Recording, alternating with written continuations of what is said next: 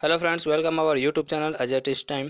तो चलिए कक्षा 10वीं का विषय विज्ञान का असाइनमेंट नंबर 5 लेकर आ गए हैं आपके लिए। तो पहला प्रश्न है आपके सामने, सही विकल्प चुनकर लिखना है। तो पहला क्वेश्चन दिया गया है, निम्नलिखित में कौन सा पादप हार्मोन है। ठीक है, तो साइटोकाइनिन यहाँ पर पादप हार्मोन हो जाएगा। चलिए आगे बढ़ते हैं। क्वेश्चन नंबर 2 दिया गया है कैल्शियम सिलिकेट है, तो क्या है वो? धातुमल है। ठीक है भाई, आगे बढ़ते हैं। समतल दर्पण में 3 सेंटीमीटर की दूरी पर हो तो वस्तु की प्रतिबिंब की वस्तु से दूरी होगी, कहाँ पर होगी भैया? 3 सेंटीमीटर पर बनेगी। ठीक है, आगे बात करें, निम्नलिखित में से कौन सा अपरूपता नहीं दर्शाता। तो जो सोडियम है वो अपरूपता नहीं दर्शाता, इसका सही आंसर हो जाएगा। आगे बात करें, रिक्त स्थान की पूर्ति कीजिए। छत्तीसगढ़ में पाए जाने वाले लोहे का प्रमुख अयस्क क्या है? तो हेमेटाइट इसका प्रमुख अयस्क होगा। अपवर्तन के दूसरे नियम को किसने बताया भाई? स्नेल का नियम भी कहते हैं, सॉरी बताया नहीं, स्नेल का नियम भी बोलते हैं। ठीक है, आगे बात करें, दानेदार जिंक को तनु अम्ल तथा क्षार से अभिक्रिया द्वारा किस अभिक्रिया द्वारा हाइड्रोजन गैस प्राप्त होती है। ठीक है, यहाँ पे एच, ये एच है। ठीक है, ये एच है, आपका कोष्टक में एच लिखना है आपको। ठीक है, दानेदार जिंक को तनु अम्ल तथा क्षार के साथ अभिक्रिया द्वारा कौन सी गैस प्राप्त होती है? हाइड्रोजन गैस प्राप्त होती है। ठीक है, कोष्टक में आप एच ऐसे लिख लेंगे। आगे बढ़ते हैं और क्वेश्चन नंबर 4, अयस्क को वायु की अनुपस्थिति में उसके गलनांक से कम ताप तक गर्म करने की प्रक्रिया को क्या बोलते हैं? तो उसको बोला जाता है निस्तापन। अति लघु उत्तरीय प्रश्न दिया गया है, रासायनिक अभिक्रिया के लिए संतुलित समीकरण देना है, सोडियम की ऑक्सीजन से क्रिया, ये सब प्रश्न है तो आपको यहाँ पे लिखने हैं। ठीक है, तो देख सकते हो आप नीचे में, सोडियम का ऑक्सीजन के साथ क्रिया, तो क्या बनता है? Na2O, सोडियम ऑक्साइड बनता है। ठीक है भाई, तो ये रहा। दूसरा है, कैल्शियम कार्बोनेट को गर्म करने पर कैल्शियम ऑक्साइड तथा कार्बन डाइऑक्साइड बनती है, ये दूसरे का आंसर है। ठीक है, तो यहाँ पे आप लिख सकते हैं, ये देखो कैल्शियम कार्बोनेट को जब गर्म करते हैं, गर्म करने का चिन्ह आप ऐसे डेल करके भी शो कर सकते हो, तो कैल्शियम ऑक्साइड और कार्बन डाइऑक्साइड गैस बनती है। ठीक है भाई, आगे बढ़ते हैं। क्वेश्चन नंबर 2, एक तंत्रिका कोशिका का नामांकित चित्र बनाइए। तो आप अपने बुक से उसको देखकर बना सकते हैं तंत्रिका कोशिका की। ठीक है, क्वेश्चन, प्रवर्तन क्या है? प्रवर्तन के नियम लिखिए। तो प्रवर्तन क्या है भैया? जब कोई पदार्थ किसी सतह से टकराकर उसी माध्यम में वापस लौट जाती है तो उसे प्रकाश का परावर्तन कहते हैं। ठीक है, परावर्तन कहते हैं। परावर्तन के नियम क्या है? तो परावर्तन के निम्नलिखित 2 नियम हैं। पहला, आपतन कोण तथा परावर्तन कोण सदैव क्या होते हैं? बराबर होते हैं। यह डायग्राम आप देख सकते हैं, ऐसे आपको बनाने हैं।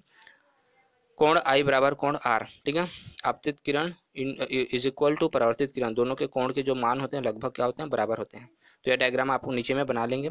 दूसरा नियम क्या है? आपतित किरण, परावर्तित किरण तथा अभिलंब तीनों एक ही तल में होते हैं, तीनों एक ही प्लेन में इस प्रकार से क्या होते हैं? व्यवस्थित होते हैं। ठीक है, तीनों।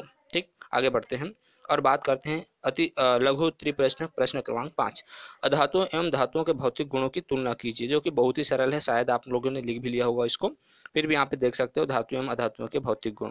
तो पहला धातु क्या है? पारे को छोड़कर सभी धातुएं ठोस अवस्था में पाई जाती है और अधातुएं ठोस, द्रव, गैस तीनों अवस्था में पाई जाती है। दूसरा, धातुएं आघात और वर्धनम तन्य होते हैं, अधातुएं भंगुर होती है। धातुओं में तन्यता का गुण होता है, अधातुओं में तन्यता का गुण नहीं होता। धातुएं उष्मा और विद्युत की सुचालक होती है और ये कुचालक होती है। हीरा और ग्रेफाइट जो है अपवाद है इसके। ठीक है भाई, धातुओं में धात्विक चमक पाई जाती है, इसमें चमक नहीं होती। ठीक, अब यहाँ पे अपवाद लिख सकते हैं ग्रेफाइड और आयोडीन को छोड़कर, क्योंकि ग्रेफाइड और आयोडीन में थोड़ी चमक होती है। आगे बात करें, प्रश्न क्रमांक 6, पौधे प्रकाश के प्रति संवेदी होते हैं, क्या आप इस कथन से सहमत हैं? तो पौधे प्रकाश के प्रति संवेदी होते हैं, हाँ, हम इस कथन से सहमत हैं, क्योंकि आप सूर्यमुखी का फूल देखे होंगे जो पूरे दिन सूर्य प्रकाश की दिशा में ही घूमता रहता है, जिधर सूर्य रहेगा उधर उसकी मुँह रहेगा, किसका? सूरजमुखी का। तो प्रकाश के प्रति संवेदनशील होते हैं। बिना प्रकाश के पौधे जीवित नहीं रह सकते, पौधे प्रकाश की उपस्थिति में प्रकाश संश्लेषण क्रिया करके अपना भोजन स्वयं बनाती हैं, अतः स्पष्ट है कि पौधे प्रकाश के प्रति क्या होते हैं? संवेदी होते हैं। दीर्घ उत्तरीय प्रश्न देख सकते हैं, संक्षारण क्या है? संक्षारण से बचने के कोई 2 उपाय लिखिए। तो संक्षारण क्या है भाई? तो क्रियाशील धातु जैसे कि जिंक, एल्यूमिनियम शीघ्र ऑक्सीजन तथा नमी से क्रिया करती है और उनके यौगिक में परिवर्तित हो जाती है, यह क्रिया क्या कहलाती है? संक्षारण कहलाती है। संक्षारण से बचने के उपाय, तो पहले धातुओं पर पेंट या ग्रीस लगाना चाहिए, धातुओं पर दूसरी जो उससे ज़्यादा क्रियाशील धातु है उसकी परत चढ़ानी चाहिए। तीसरा है, हवा में खुला छोड़ने पर धातुओं की चमक कम हो जाती है, तो ये सभी उपाय हैं उसको रोकने के। ठीक है भाई, अरे सॉरी, ये दूसरा कारण है जी, हवा में खुला छोड़ने पर धातुओं की चमक कम क्यों हो जाती है, दूसरा है। ठीक है, वहाँ तक आप लिख लेंगे। तो इसका आंसर हो जाएगा, हवा में उपस्थित ऑक्सीजन से क्रिया कर धातु जो है धात्विक ऑक्साइड बना लेती है, जिससे इनके ऊपर मलिन परत चढ़ जाती है, वह चमक कम हो जाती है। फॉर एग्जाम्पल यहाँ पे आप देख सकते हैं जिंक प्लस O2। ठीक है, यहाँ पे देख सकते हो आप, ये जिंक है, जिंक किसके साथ क्रिया करेगा? ऑक्सीजन के साथ क्रिया करेगा, तो क्या बनाएगा? तो ये बना लेगा जिंक ऑक्साइड। ठीक है, क्या बना लेगा ये, जिंक ऑक्साइड, ZnO बना लेगा, जिंक ऑक्साइड। समीकरण को संतुलित करेंगे तो इसके सामने में 2 आ जाएगा। ठीक है भाई, आगे बढ़ते हैं। उसी प्रकार से सोडियम जो है ऑक्सीजन के साथ क्रिया करेगा तो सोडियम ऑक्साइड बनाएगा।